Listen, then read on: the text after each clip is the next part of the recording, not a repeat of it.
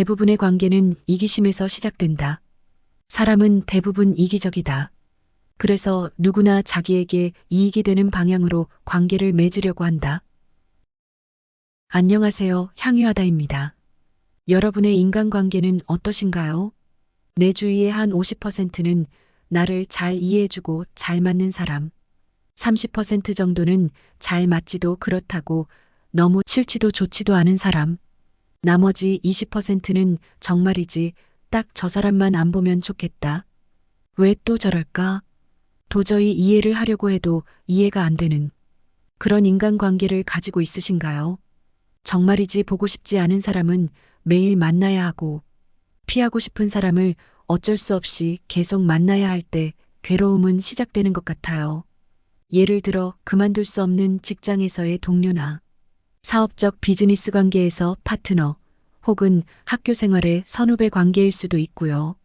정말이지 사랑해서 도저히 안 보고는 살 수 없겠다는 감정으로 결혼한 배우자와 두 눈에 넣어도 아프지 않을 정도로 매일매일을 씻기고 먹이면서 애지중지했던 자녀가 지금은 원수처럼 느껴질 때가 있지 않으신가요? 관계를 선택할 수 없을 상황에 놓였을 때 인간관계로 인해 극심한 스트레스로 하루하루 힘들 때 어떻게 해야 할지 모르신 분들은 오늘 영상 도움 많이 되실 거라 생각됩니다.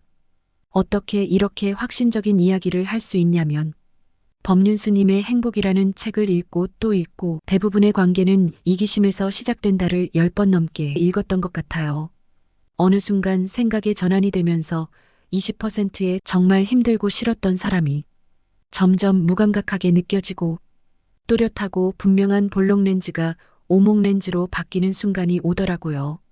오늘의 이야기 법륜스님의 대부분의 관계는 이기심에서 시작된다입니다. 우리는 누군가와 특별한 관계를 유지하려고 할 때 의도적이든 그렇지 않든 이기심이 작용하게 된다. 하지만 이기심을 버려야만 세상에 평화가 오는 게 아니다. 내가 이기적이듯이 상대도 이기적일 수 있다는 것을 이해하면 갈등이 크게 줄어들게 되는 것이다. 그리고 결국 다 계산하면 인생에서 도움을 주고 도움을 받는 총량은 비슷비슷하다. 전체를 놓고 보면 나에게 도움을 크게 주지 않는 사람이 있는가 하면 내가 조금 주고 많이 받는 경우도 있다. 앞으로 이성을 사귈 때도 마찬가지이다. 내가 좋아했는데 상대가 날 안 좋아한다고 미워할 필요가 없다. 왜냐하면 좋아하는 건 내 마음이고 상대가 나를 좋아하든 안 좋아하든 그것은 상대의 마음이기 때문이다. 또 나를 좋아하다가 나중에 딴 사람을 좋아해도 미워할 필요가 없다. 상대의 마음이 그렇게 가는 걸 어떡하겠는가. 그럴 때 미워하지 말고 그래 그동안 너 때문에 행복하게 잘 지냈다. 고맙다 이렇게 생각해야 한다. 그러면 배신이니 어쩌니 하면서 괴로워하지 않을 수 있다. 인간의 심성에는 이타심도 있고 이기심도 있다. 위기에 처하면 이타성이 발휘되기도 하지만 사람이 늘 이타적일 수는 없다. 이타심은 저 무의식 아래에 있고 이기심은 그보다 위에 있기 때문에 이기심이 더 쉽게 더 자주 드러나는 것이다. 인정해야 한다. 인간은 누구나 이기적인 면이 있다는 사실을 인정하면 그때부터는 이기심을 가진 상대에게 과연 내가 어느 정도까지 맞출 것인가 하는 내 문제로 바뀌게 된다. 이기심을 버려야 세상에 평화가 오는 게 아니라 내가 이기적이듯 상대도 이기적일 수 있다는 것을 이해하면 갈등이 크게 줄어들게 되는 것이다. 남이 어떻다고 못마땅해 하지 말고 고치려고도 하지 않아야 한다.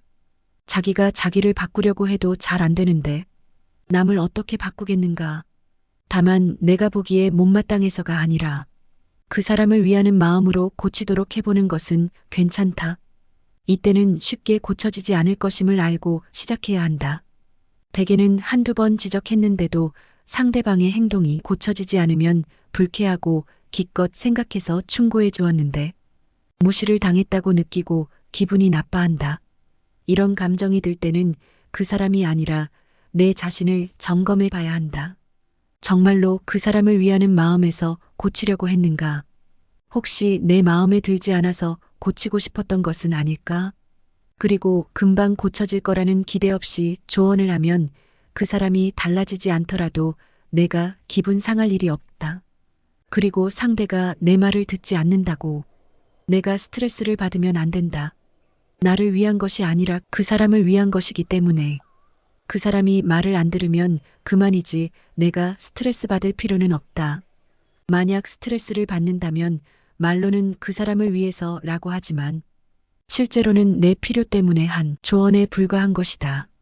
내 생각은 틀렸으니 그 생각을 바꿔라. 이렇게 상대에게 강요해서는 안 된다.